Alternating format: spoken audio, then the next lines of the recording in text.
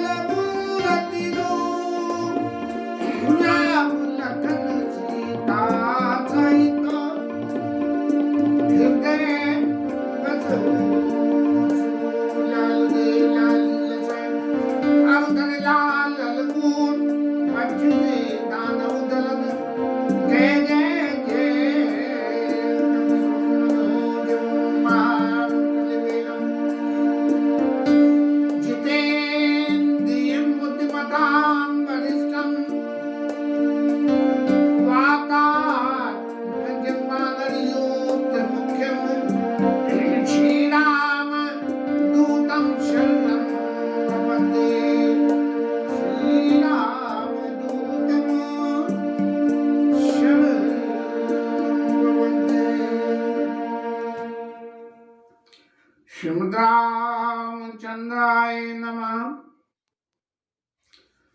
श्री रामभद्राय नमः।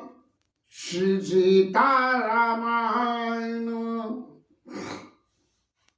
सिद्ध तपोधन जोगी जना सुर किन्नर मुनि वृंद बसोईता सुकृति सकल सेवै शिव सुख कंद।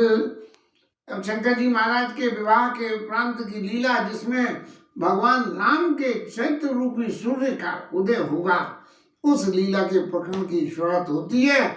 और इस लीला के प्रकरण की शुरुआत जाके हुई कहाँ से कि परम रम्य गिरिवर कैलाशु, जहाँ सदा से कैलाश पर्वत के ऊपर में और जाके ये कथा की शुरुआत हुई है। और वहाँ कैलाश पर्वत पे क्या है कि सिद्ध तपोधन जोगी जन और सुर किन्नर और गंधर्व, माने जितनी भी संसार में मनुष्य रूप में, मनुष्य के शरीर रूप में भगवान की सृष्टि है, उसमें से सब लोग जो छांटे हुए हैं, जिनमें के सिद्ध हैं, तपोधन है, तप करने वाले हैं, जोगी हैं और देवताएं और किन्नर हैं और मुनि वृंद हैं, मुनि लोग हैं, ये सब वहां जाके बसते हैं। और क्या करते हैं? वो सब लोग बैठ के शंकर जी की सेवा करते, सेवा ही शिव सुख कंद। इससे आगे कथा हुआ चलते हैं। हरियर विमुख धर्म रत नाही, ते नरता सपने हो नहीं जाई। अब इस कैलाश पर्वत के गुणों का वर्णन करना है।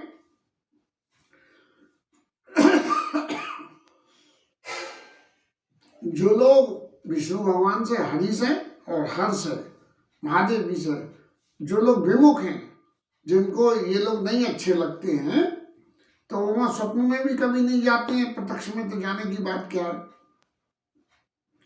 और उसकी खूबी क्या है?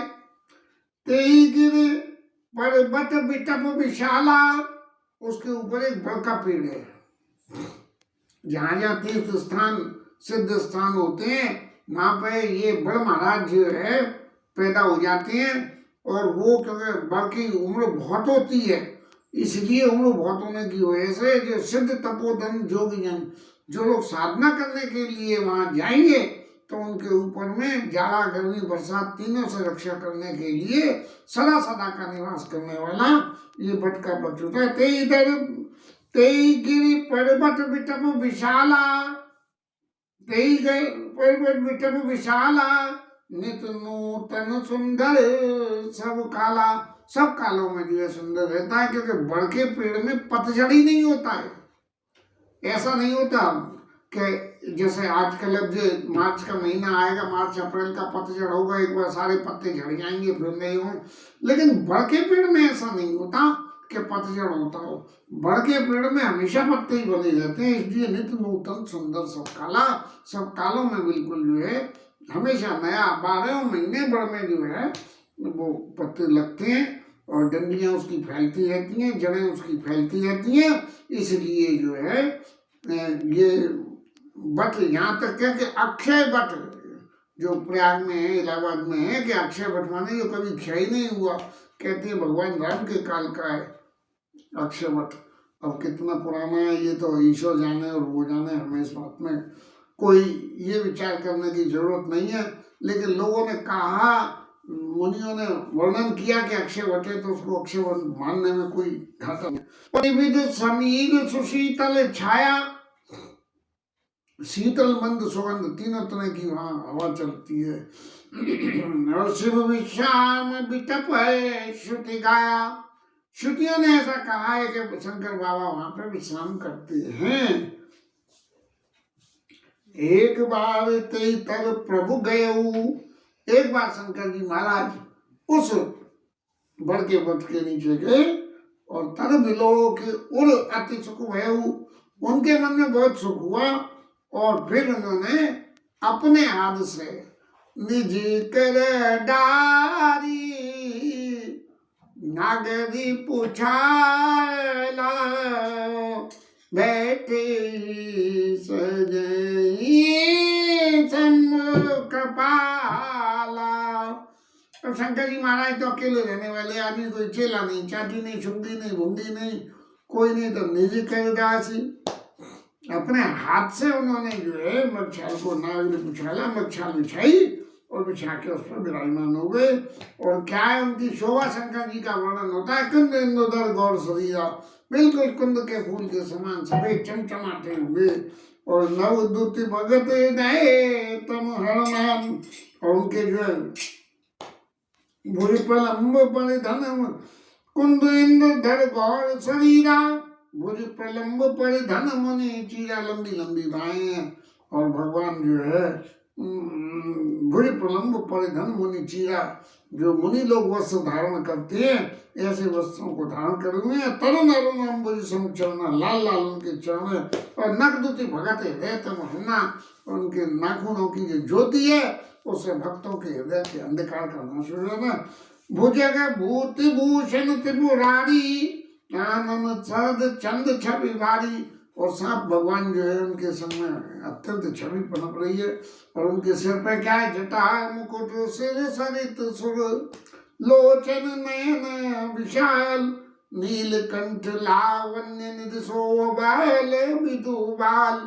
गले में जो है सांप नीला कंठ है, नीलकंठ महादेव जो है विश्व का हुआ है, समुद्र मंथन के समय का, और जटाओं का मुकुट बनाए गंगा जी हैं, और लोचन लाल लाल नेत्र और बड़े विशाल हैं।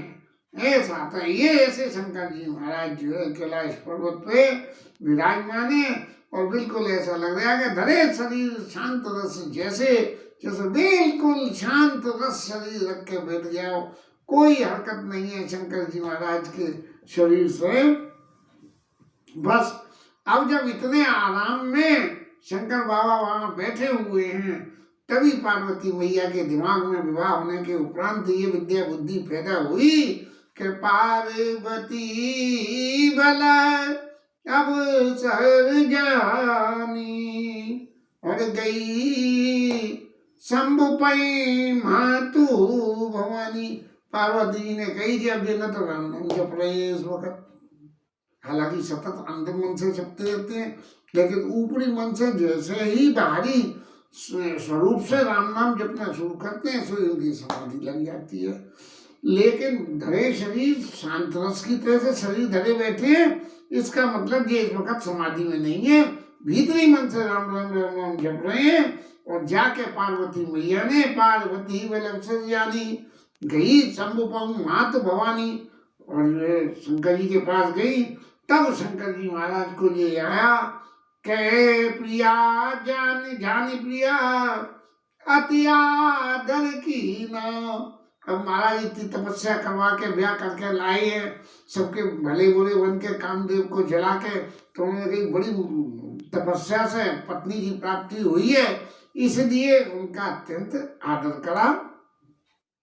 और फिर पार्वती मैया जाके शंकर जी के पास बैठ गई। कैसे बैठी कि बैठी शिव समीप हर्षाई, बड़े खुश होकर। क्यों? पूर्व जन्म कथा चित आई, पुराने जन्म की कथा याद आ गई कि जब सीता बन के चली गई और लौट के आई तो शंकर जी महाराज ने सन्मुख साधकर आशीष दीना, तब अपने बराबर नहीं बिठाया शंकर जी ने, बोले ये तो मेरे पूज्य स्वरूप हो गए, इसलिए माता जी आप मेरे सामने विराजमान होइए। तब ऐसी स्थिति में जब शंकर जी ने उनको बराबर में शिव समीप बैठी हर्षाई, बड़े खुश हो गए कि महाराज हमारा खोया हुआ जो वैभव था वो हमें दोबारा मिल गया। और फिर पति हेतु अधिक अनुमानी और भैंस युवा बोली मधुवानी। अब पार्वती मैया ने अपना कहना शुरू करा, और अब उनको ये सब लगा कि ये हमारे जीवन की गाड़ी बिल्कुल एकदम ऐसी लाइन पे आ गई है, इसलिए जो भी अब संशय है जिसकी वजह से ये इतनी सारी लीला हुई, इन सब का पटाक्षेप करके और शंकर भगवान के चरणों में प्रेम पैदा हो और राम जी की कथा सुनने को मिले, इससे बढ़िया अवसर नहीं है। तो पतित एतु अधिक अनुमानी, अपने पति के विचार के विषयों के बारे में जे मान करके कि राम कथा कहने में इन्हें बहुत सुख होता है। बेहसी उमा बोली मृदुवानी, हंसते हुए पार्वती मैया बोली कि भाई पहली कथा अगर जो शंकर जी को याद आई तो यो कहेंगे तुम तो जो है देवी फिर बन गई हो, तो फजीती हो जाएगी। इसलिए बेहसी उमा बोली प्रियवानी, क्या बोली है पार्वती मैया, कथा जो सकल लोक हितकारी, वो कथा मत सुनाना महाराज, क्यों वन में राम जी भी लेते, वो वाली नहीं। कथा जो सकल लोक हितकारी, जो सारे लोगों का हित करने वाली है।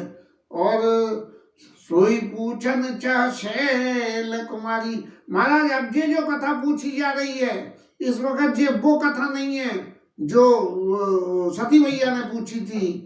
कथा जो सकल लोक हितकारी और सोई पूछन च शैल कुमारी, ना आपकी पत्नी पूछ रही है, ये जो है हिमाचल राज की पुत्री पूछ रही है, जो सकल संसार के सारे लोगों का हित करने वाली जो कथा है, उस कथा को महाराज आप हमें बताइए। और विश्वनाथ मम नाथ पुरारी, अरे विश्वनाथ जी महाराज आप तो मेरे भी नाथ हो, विश्व के नाथ हो, विश्वनाथ मम नाथ पुरारी, और तो वन महिमा विदित तुम्हारी। तीनों लोकों में, पृथ्वी पाताल और आकाश, तीनों लोकों में आपकी महिमाएं हर कोई जानता है। इसलिए चर अचर नाग नर देवा सकल करई पद पंकज सेवा, इसलिए चाहे कोई चर है, अचर है, नाग है, नर है, देवता है, सब आपकी महिमा को जानते हैं, इसलिए आपके चरणों की सेवा करते रहते हैं। जब वो सब लोग सेवा करते हैं तो महाराज मुझे भी सेवा करने में क्या बुराई है, या मुझे भी सेवा करने में क्या मेरे भी सेवा करने में क्या दोष है, मेरे अधिकार में भी कहाँ कमी है। तो प्रभु समर्थ सर्वज्ञ शिव, महाराज आप समर्थ हो, सर्वज्ञ हो, सब कुछ जानते हो। सकल कला गुण धाम, गुण के धाम हो, सारी कलाएं आपके पास है। कलाएं माने भगवत चैत्र के जो स्वरूप होते हैं 64 16 कला है, तो वो जो है सारी कलाएं आपके पास में भगवत स्वरूप होने के लिए जो गुण हैं वो सारे भगवत होने के, भगवान होने के लिए जो गुण है वो सारे गुण आपके पास हैं। और योग ज्ञान वैराग्य निधि, योग ज्ञान और वैराग्य इनकी आप खान हो। प्रणत कल्प तरु नाम, आप तो प्रणाम करने से ही महाराज प्रसन्न हो जाते हो, प्रणाम करते ही आप कल्प वृक्ष के पेड़ के समान बन जाते। प्रणत कल्पतरु नाम, आपका नाम जो है कल्प के वृक्ष के समान हो जाता है। इसलिए महाराज मैं आपसे विश्वनाथ ममनाथ पुरारी, त्रिभुवन महिमा विदित तुम्हारी, ऐसी महाराज जो तुम्हारी है, तो मैं इसी बात को सोई पूछन शैल कुमारी, शैल हिमाचल महाराज की पुत्री है, आपसे वो कथा पूछना चाहती है। तो इसलिए जो मोह पर प्रसन्न सुख राशि, महाराज यदि आप मेरे ऊपर प्रसन्न हो, पहली बातें बार बार याद आती हैं। कोई आदमी एक बार गलती कर ले और गलती करने के बाद में गलती का प्रायश्चित कर ले, और प्रायश्चित करने के बाद बार बार उसके लिए जिसके प्रति अपराध किया है माफी मांगे, इसका मतलब ये कि उसका चित्त अब शुद्ध हो गया। जो मोह पर प्रसन्न सुख राशि, जानिए सत्य मोह नहीं दासी। इसलिए अगर आप मुझे अपनी दासी समझते हैं तो प्रभु हरऊ मोर अज्ञान, महाराज अब मेरे अज्ञान को हरण कर लीजिए, अज्ञान को तो हरण कर लो। आपने तो कथा पूछी है जो सकल लोगों की हितकारी है, अब सकल लोगों की हितकारी भगवत चरित्रों की कथाओं का तो कोई अंत ही नहीं है। इसलिए एक ही रघुनाथ कथा विधि नहाना, इसलिए आप रघुनाथ जी की कथा ही कहिए और तरह तरह से एक ही कथा को तरह तरह से कहिए, एक ही तरह से नहीं कि मोरे कहे न संशय जाई विद विपरीत भलाई नहीं, ऐसा मत कहना महाराज। उनकी जैसा किसी आदमी का हमें परिचय किसी से कराना हो तो एक ने कही कि भैया वो बहुत दानी है। दानी है तो क्या करते हैं? बोले दानी है तो ऐसा करते हैं, फलाने को ये दे दिया, उसको वो दे दिया, उसको वो दे दिया।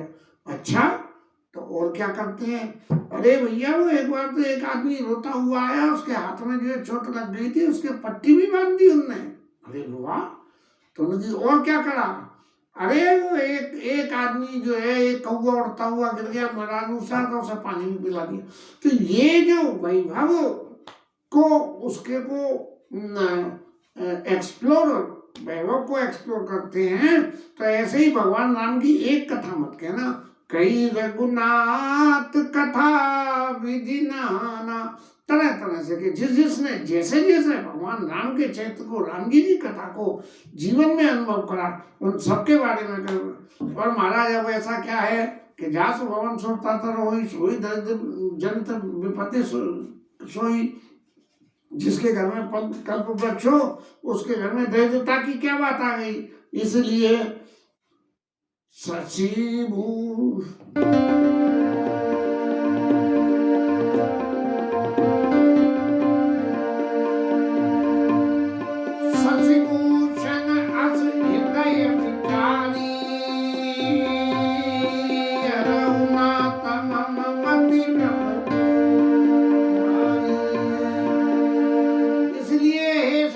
महाराज जो चंद्रमा को अपने सिर में आभूषण की तरह से धारण करते हैं, ऐसे महाराज जो मेरे हृदय में अभी भी भ्रम है, और उस भ्रम को आप मिटाने वाली कथा को बिल्कुल लत ठोक के कथा मत कहना महाराज कि मैं कहूँ तो ये बात ऐसी है।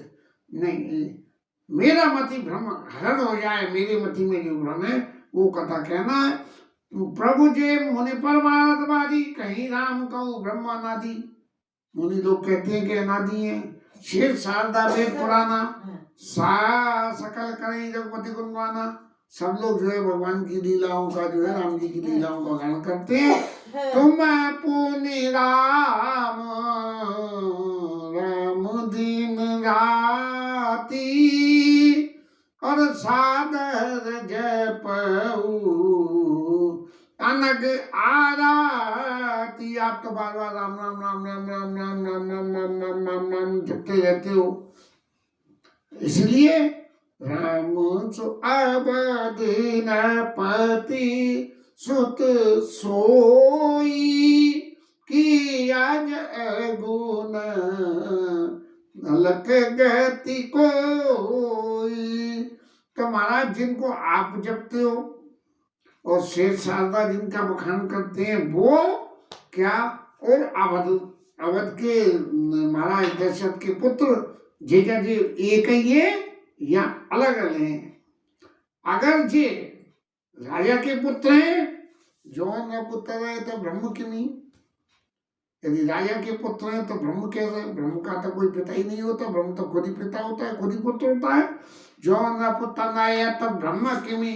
नारी विरह मति भोर, और स्त्री के विरह में मति कैसे भोली हो जाएगी, कैसे पागलों की तरह से पूछते डोलेंगे, हे खबर हे मधुकर शैली तुम देखी सीता मगनेनी। ऐसी बातें जो है कैसे पूछ सकते हैं भगवान, अगर उन्हें देख चरित महिमा सुनत भ्रमित बुद्धि अति मोर। ये महाराज इन सभी बातों को देख देख के समझ के मेरी बुद्धि बड़ी भ्रमित हो रही है, और मैं इस भ्रमित बुद्धि से आपके सामने प्रणत होकर ये पूछती हूँ कि भगवान की कथा का जो सत्य चरित्र है उसको मेरे को आप सुनाइए, और इसके साथ में कथा